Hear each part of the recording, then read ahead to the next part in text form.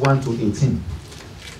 After this, there was a feast of the Jews, and Jesus went up to Jerusalem. Now there is at Jerusalem, by the sheep market, a pool, which is called in Hebrew tongue Bethesda, having 5 porches. In this lay a great multitude of impotent folk, of blind, halt, withered, waiting for the moving of the water.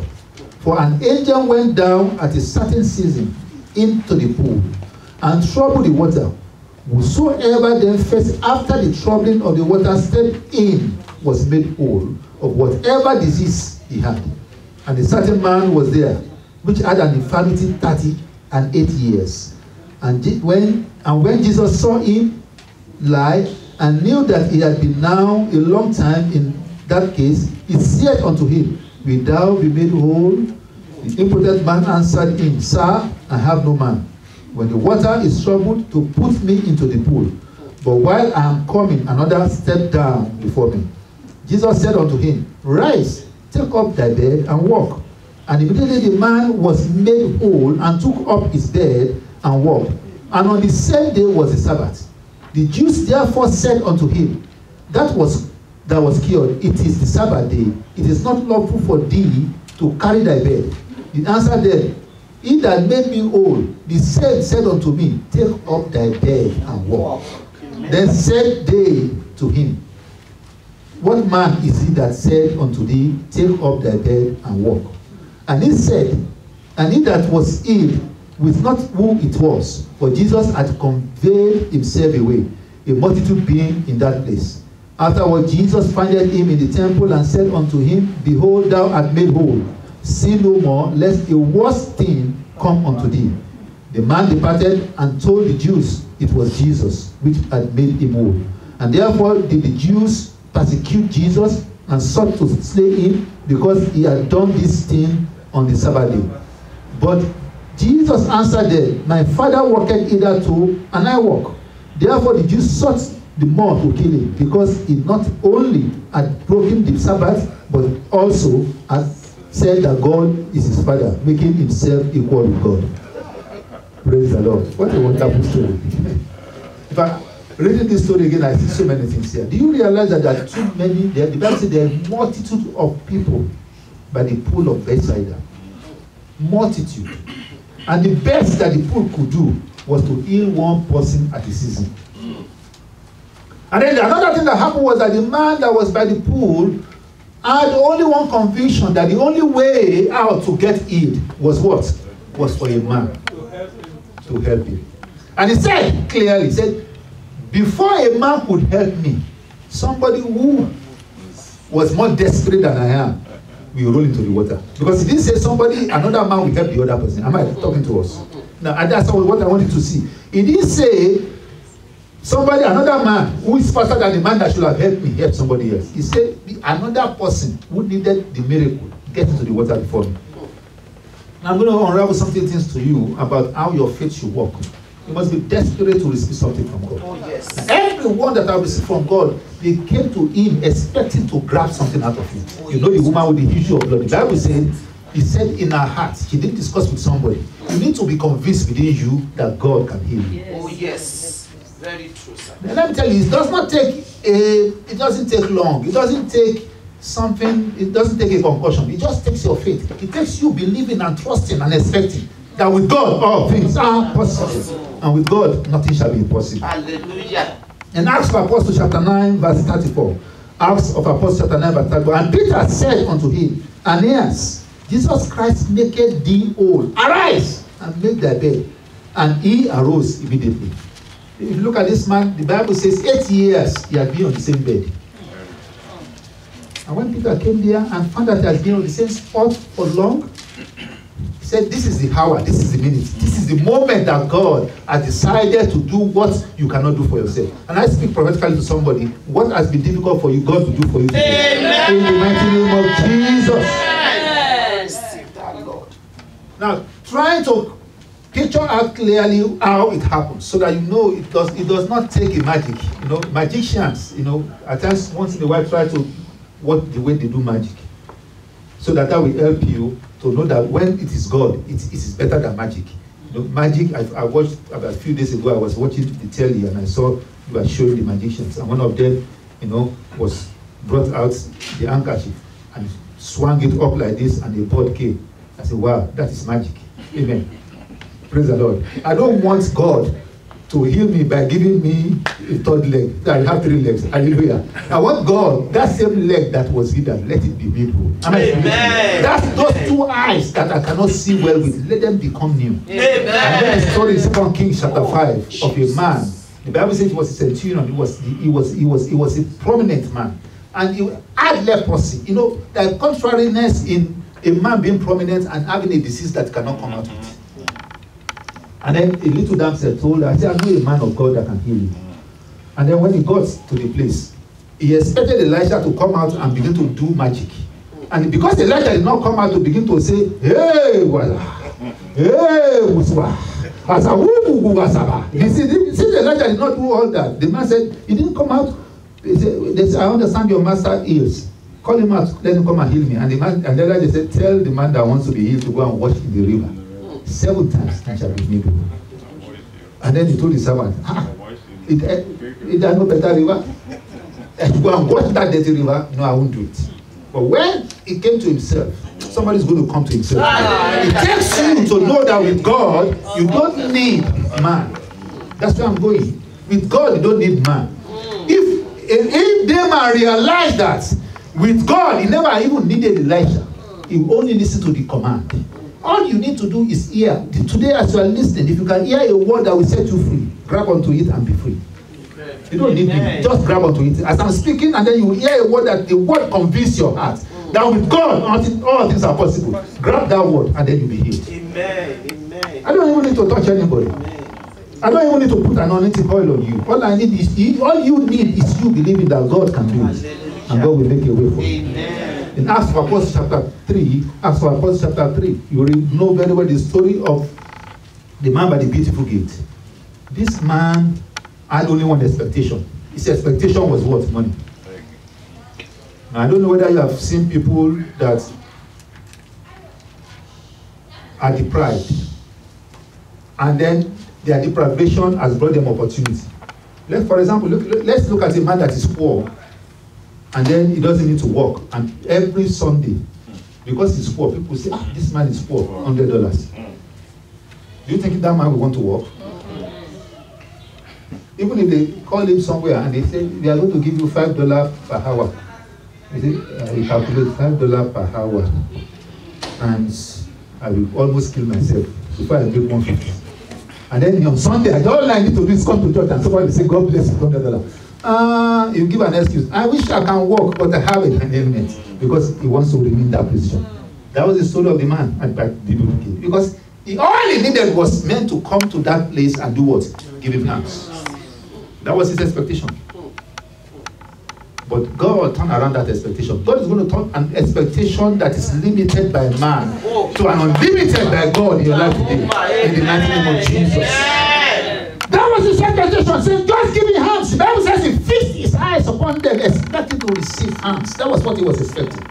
And Peter said, silver and gold we do not have, but such as we have, I give unto you. In the name of Jesus, rise up and walk. And the Bible says he held him, pulled him up to help his feet.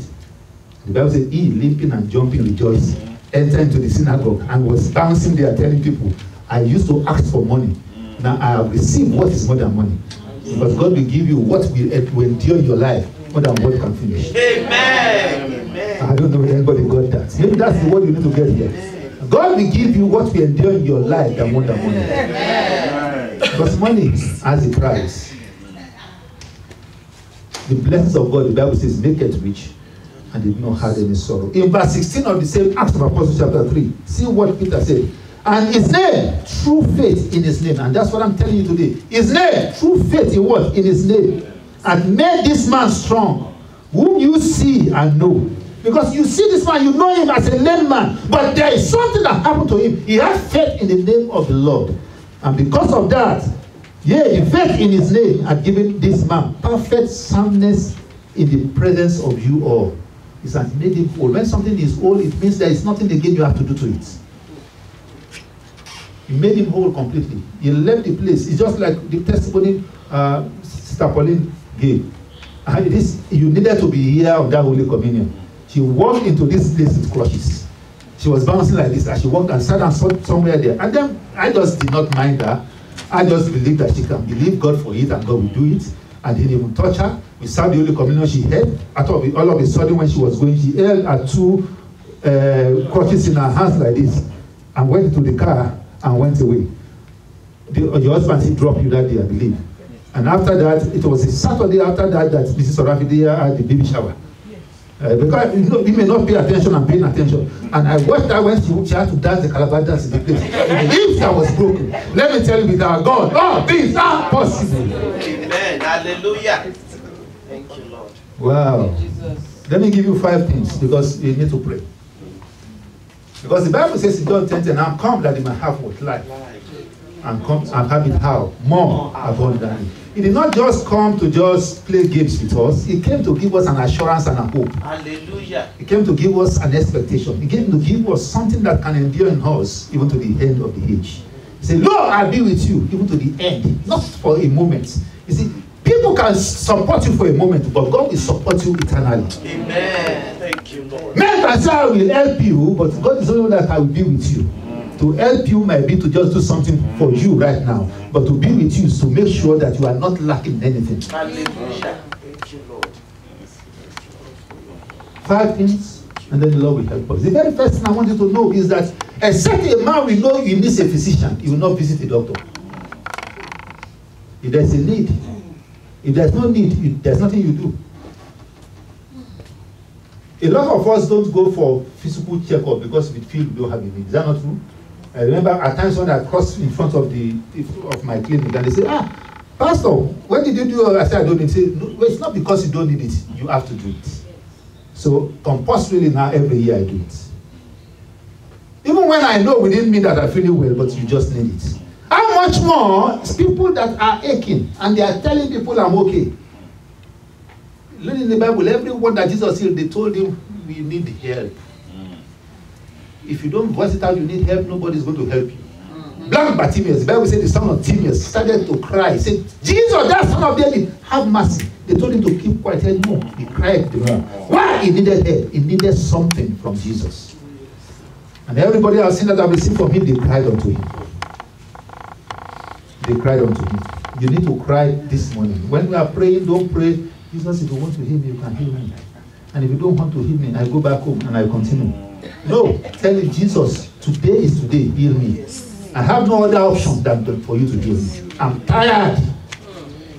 If you don't get tired of your situation, it is not likely that you get delivered of it. So there must be a need in your life. There must be a need. Everyone that received from Jesus had a need. So until you come to a conclusion that there's a need, you can't receive anything. Because he's going to ask you, "What do you want me to do?" And then when you are going to tell him that this is what I want to do, then that's what he's going to do for you. The second thing, an obvious inability or incapability. There must be an obvious deficiency in your life to have asked for a need. What is obvious? What is it that men have said about you that you are taking to Jesus today? Men have ridiculed you. Men have said that, "Who are you? There's nothing about you. There's nothing you can become." You want to tell God and you want to declare to the world that with my God, I can bounce back. There are people that have been there before and then something happened, they came down. But you can tell God today, "I want to rise up again. Lift me high, O Lord."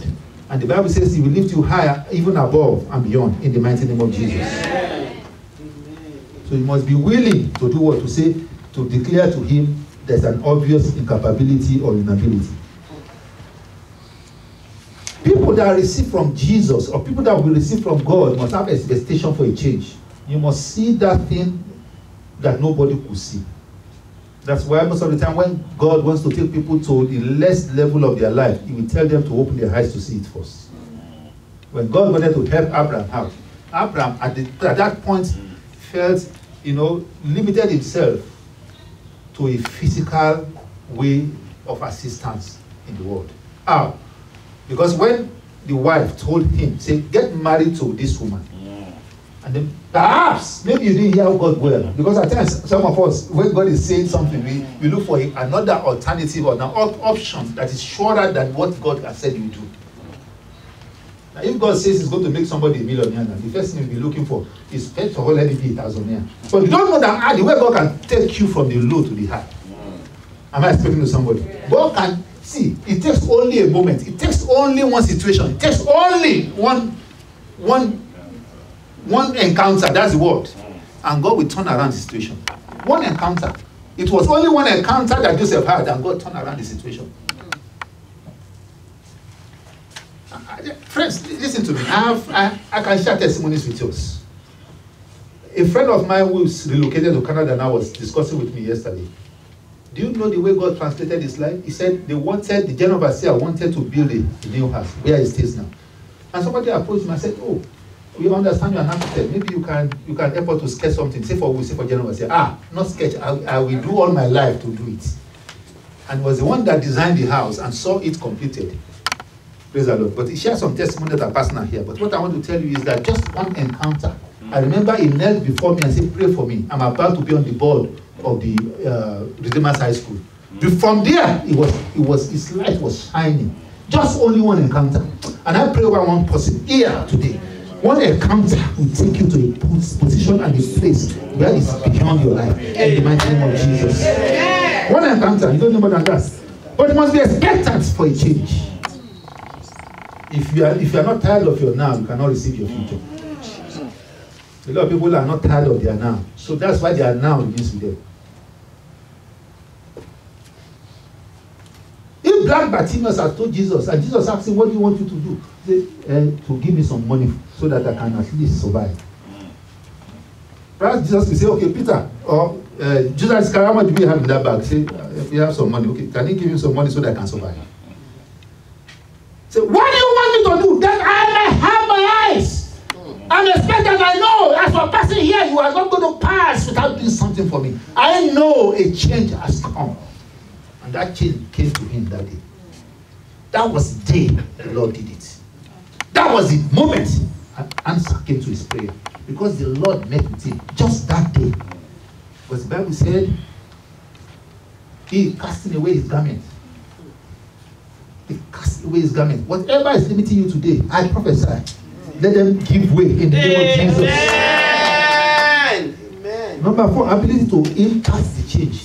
You see, there are certain changes that you cannot welcome. You know, there are certain changes that when you find yourself in and you say, "Am I?" You know, there was a change that happened in John chapter 9. If you know the story very well, the man that was born blind. Now he had to make an impact on the change that was coming his way.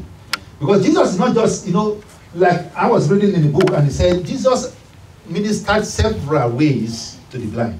Like, there are some he touched, there was some he made a clay, there are some he said, "Go and see." Different methods, but same solution. This boy's own solution came in a different way. He said, he spat on the ground, he made a clay, he anointed his hands. He said, "And I will send him to a river called Sent." Hallelujah. And then this man went all the way. Our problem is when you are being told certain things that God is going to do to bring you to your point of deliverance, half of the way you get tired.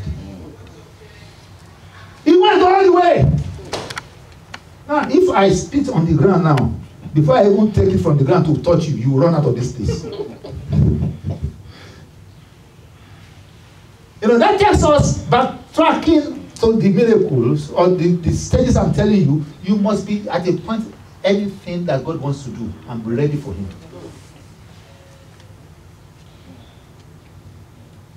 Anything that God wants to do, what? I'm just ready. When God sees that you are ready, he will meet with you. Everyone, read the Bible, everyone. Is it Matthew chapter 9? The woman, the use of blood, after that, as going to blind men, saw him. From verse 26, the Bible said they saw him. And they cried out to him, "Jesus, the Son of David, have mercy on us." And he asked them, "Do you believe?" "Lord, we believe." And he touched their eyes and they saw. There must be desperation. There must be kind of desperation that you don't care about yourself again. You don't care about who is looking at you. Let me give you a secret. And this is a very, very, very binding secret. There are certain churches, what they use gimmick to work on people. They will tell you, And they are trying to build up your faith. And if your faith can be at that level, they know you can get it. So they will tell you, you have to go and you have to buy sponge, new sponge, 7 new sponge, 7 different soaps, 7 white clothes, 7 what again? They give 7 candles.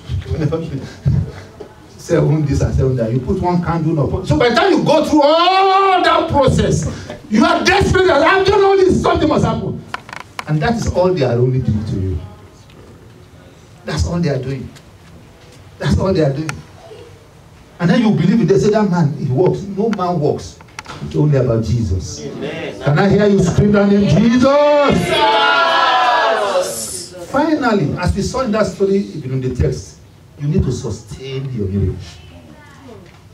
You know, one of the things that is worse for any man to pass through is to once be healed and no longer be healed. You need to sustain your miracle. A miracle must be sustained. You can lose it. That was what Jesus was telling him. I said, hey, man, do not sin. Jesus, when he had the first encounter with him, didn't talk to him about sin. All he asked him is, what do you want me to do? He said, what I am encountering here is, I have no man. I said, what? I am here now to tell you that you don't need a man, you need God. And he said, carry your bed and go. He carried the bed and went. But when he saw him at the temple, he told him, he said, look, there's something more than I didn't tell you. I need to tell you this because the devil is a roaring lion. He's seeking who he might devour. Now listen to this story very well. Shortly, the devil will come your way to want to make sin, to create a situation in your life that you might lose that testimony. So, but be sure that you don't fall into sin. And he warned him, he said, not only that he will bring back your ailments, a worse will come your way. And that's what we should guide against as I close. Because God can heal, it's easy. God can heal, it's easy. For example, God tells you pay tithe, and then you say, God, I will pay, just heal me. And he heals you. After that, you say, what tithe? I mean, leave me alone, I'm healed now. Worst thing can come. Worst thing can come. Because the devil is a bad devil.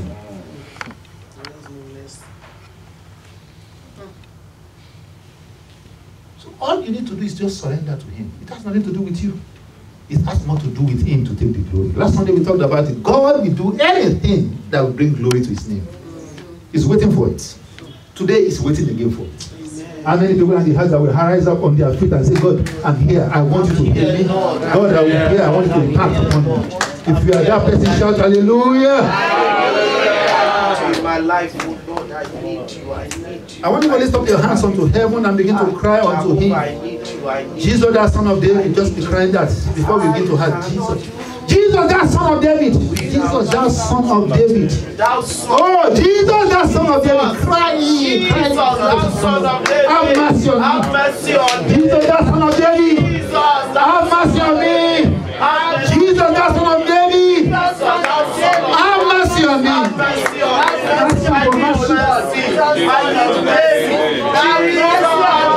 Thou son of David, have mercy on me. Have mercy on me. I come unto you, Jesus. Have mercy on me. Have mercy upon me. This is what the Lord said. The Lord said there is somebody here. There is a covenant that your parents had about you. What is not making you to have the breakthrough is a covenant that was held on your behalf.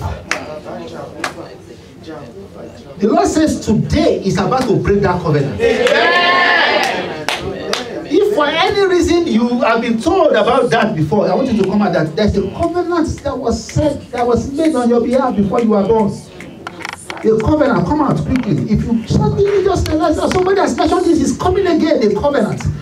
God says, I want to break it into pieces. If you're that person, just come out quickly. The Lord is going to smear it into pieces, break asunder.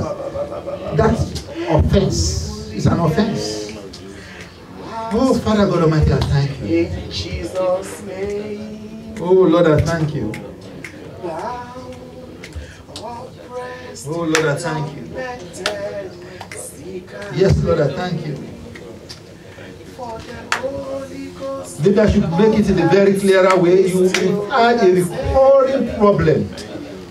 You know, because where that thing started from is to make sure that whatever it is becomes a recurring problem.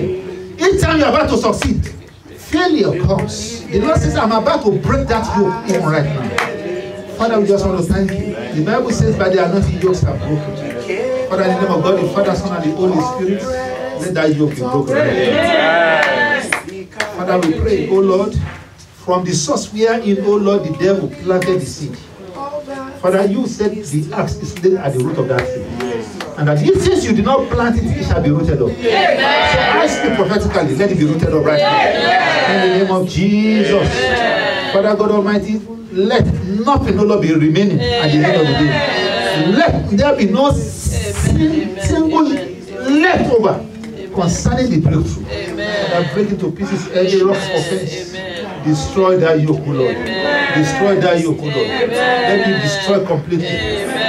Break asunder, O Lord. Thank you, Heavenly Father. In the mighty name of Jesus. Let's go back to the mother. I don't need to touch you. Just a simple touch of anointing oil is doing a wonder by itself. Hallelujah. If you have any ailment in your body and you are believing God for healing right now, come out. Just say, God, I just want you to heal me. Just come out. Father God Almighty, we trust your power in the house. We trust your power in the house this morning. And Father God Almighty, it's not by power, it's not by mind, but by your Spirit, Holy Spirit.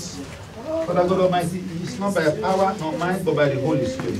It's not by a man, it's by you, O Lord. Father God Almighty, touch your son. From the crown of his head to the sole of his feet. Father God, release your power over this vessel. Release your anointing. By the issue of the anointing, yokes may be broken. I speak prophetically, wherever it has come, return back to the Father God Almighty, your son, oh Lord, everything that has worked against him will begin to work for him. Thank you, Heavenly Father. God Almighty, heal your daughter completely. Any ailment in the mighty name of Jesus. Father God Almighty, the source, oh Lord, from which, oh Lord, there has been an impartation, oh Lord, that has not allowed conception. I speak to it right now. I speak to it right now. Lord, I speak to it right now. And I command. The Bible says, whatever I command on earth, the heavens will command with God. Acts, oh Lord, should begin to flourish. Flourish like a palm tree. The Lord will start with you. Thank you, Lord. The Lord will start with you. I speak it into operation. Where, oh Lord, no man can stop it. Because it's the word of God. I'm not here by myself. I speak a speedy recovery for you. The Bible says unto us in Joel 2:25 that the years that the cankerworm and the palmer the caterpillars, the years that have been eating your life, the Lord will restore. Amen. In the mighty name of Jesus. Father, let affection come upon your son. Amen. Let it be so perfect that the world will say this is the Lord's doing. Amen. In the mighty name of Jesus. Amen. Father God, no more affliction over the life of your son. Amen. No more torment over the life of your son. Amen. Every gate becomes his. Amen. From the throne of grace. Amen. Every loss becomes his over his life. Amen. Father God Almighty, let perfection come upon this life in the name of Jesus. Amen. Let perfection come upon this life in the name of Jesus. Amen. Perfect everything concerning this life in the name of Jesus. Amen. More than she can ever expect. The Lord says there are certain expectations in your life. Listen to what the Lord is saying. The Lord says, I'm about to do a little bit more. He said, I'm about to do a little bit more. So I hear that the Lord is saying. He says, you will remember today for good. When it begin to happen. In the name of Jesus. The Lord will perfect what He has started in your life. The Lord will take away every kind of fear from you. The Lord will bring restoration back to you. In the name of Jesus. You are sealed in the blood of Jesus. Sealed completely from every torrent of the enemy. In the name of Jesus. The Lord will perfect all that concerns you. It is well with you. Anywhere you turn to, it is well with you. Anywhere you go from today, men will support you. There are certain things that are about to happen in your life. I begin to call them to happen right now. Favor. I am hearing favor concerning you. Something that you least expect is about to happen in your life. God is going to favor you. In the mighty name of Jesus. The Lord will perfect you. The Lord will perfect all that concerns you. The Lord will enable you to do much more than you can do. Every spirit that is not right, that the devil wants to implant in your life, is cancelled right now. You will not partake of whatever is not of God. In the mighty name of Jesus. Father God Almighty, perfect the life of your daughter right now. Beyond our expectation also. Father, celebrate her. The Lord is about to celebrate you. The Lord will celebrate you in a big way. In a big way beyond your imagination. In the mighty name of Jesus. The Lord will keep you. The Lord will keep you. The Lord will keep you. That's what he says. That will keep you. The Lord will keep you in the name of Jesus. It is well with you. It is well with you as you go out. It is well with you as you come back. The Lord will favor you also. In the mighty name of Jesus. It is well with you. It is well with you. It is well with you. It is well with you. It is well with you. It is well with you. You are a light that will shine. The Lord will make it to shine forth. When light shines, darkness must go. The Lord says we make it to shine. That's all I hear about you. The Lord will start with you afresh. Even from where you have stopped, the Lord will start. Wherever you say you have stopped, the Lord will start. Wherever you say I'm done, the Lord will say I begin. That was where I'm hearing. The Lord said I want to start upon you. A new beginning for you. The Lord says He's starting a new thing in your life. You will see it, and the whole land will see along with you. In the name of Jesus. The Lord will partake of your goodness and of your mercy upon this life, O Lord. Flourish, O Lord, your son. Again and again in Jesus' name. Father God Almighty, let it be well with your daughter. In the mighty name of Jesus. Father, whatever, O Lord, rises up against this life, let them be split into pieces. The Lord says, shortly, you are going to appear in a place, and then people will begin to say certain things that you will just say, where is this coming from? The Lord says you are about to receive revelations concerning your life. It shall be spoken of. Thank you, Heavenly Father. Let's just begin to raise up our hands and worship Him. Let us worship Him. Let us worship Him. Give Him worship. Give Him worship. Give Him worship. Give Him worship. We give you all the glory. We give you honor. We give you all the glory. We give you honor. Praise God, hallelujah. Oh, praise God, amen. Praise God, hallelujah. Praise God, amen. I say, praise God, hallelujah.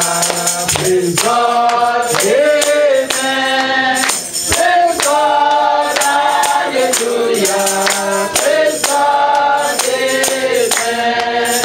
Father, we say thank you. Because you live, we can face tomorrow. We have an assurance of faith in our hearts that whatever, oh Lord, you have done here this afternoon is permanent. Amen. We have, oh Lord, the conviction, oh Lord, in the spirit realm that what man cannot do, you do for us. Amen. Father, let, oh Lord, the blessing flow from above. Amen. According to your word in John 3:31, say that which is above all. Yes. I speak, oh Lord, that which is above over everyone under the sound of my voice. In the mighty name of Jesus. Amen. The mercy of God, the sure mercy of David will be your portion. Amen. God was so merciful unto David to the extent that he forgave him. Every sin that has been committed that the devil is using against you, they are all forgiven in the name of Jesus. When next we shall hold this same service in the month of July, there will be dancing and rejoicing. Amen. Father, we thank you. Thank you, Jesus. There will not be a second affliction. Amen. Amen. Father, we will not visit anyone again in the hospital. Amen. An end has come to it. Amen. We seal it in the blood of Jesus. Amen.